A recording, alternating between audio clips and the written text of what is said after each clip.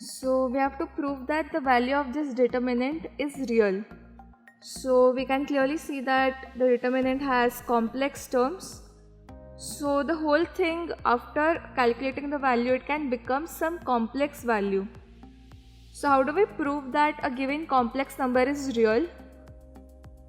We just need to prove that, suppose z is the complex number in question, we need to prove that z equals to z bar.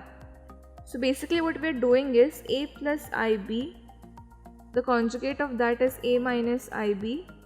So a will get cancelled and 2ib is equal to 0.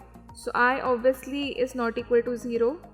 So b has to be equal to 0. So the imaginary part of the number, the coefficient of the imaginary part, that is 0. So the total number z will overall become real.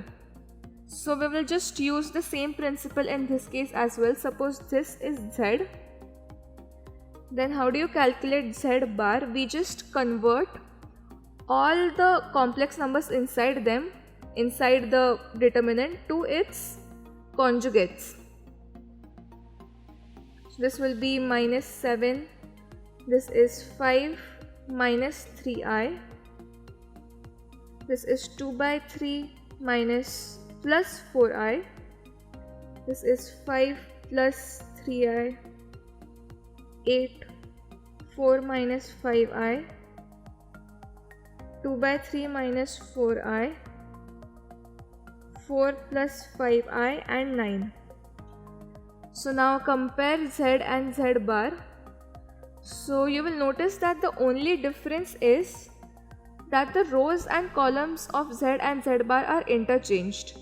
But we know that if the rows and columns are interchanged for a square matrix, the value of the matrix will still remain the same. So z is equal to z bar in this case. So the determinants are same, that's what I want to say. So z is equal to z bar and then the rest of the things will follow. So our proof is complete. On which one of the parameter out of AP dx the value of the determinant does not depend? Okay. So over here, if we have cos or sine terms in the determinant, it's okay to open the determinant sometimes. So let's just open it. So this will become 1 sine p minus dx. Let's write it like this. Cos px minus sin px cos, it's p plus d, sorry, p plus dx. Yeah. So over here we can see that it is sin a cos b minus cos a sin b. So that's the formula for sin a minus b. So this will become 1 into, this is a, this is b. So sin a minus b will give us sin of dx. So from this determinant, this is what we are getting. Doing the same for the rest of them. So this is minus a. Let's write it. So this is sin p plus dx cos p minus dx. So it will become same thing again and again. So over here we have sin. If this is a, this is b.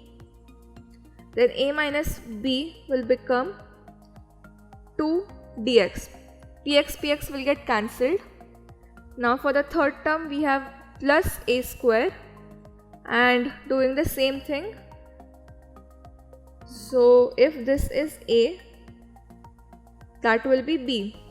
So sin of a minus b will become px minus p minus d into x. So again px will get cancelled and we are left with d.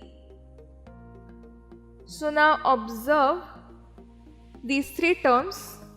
This is the value of the determinant. So we have d, we have x, we have a. The only term we do not have is p.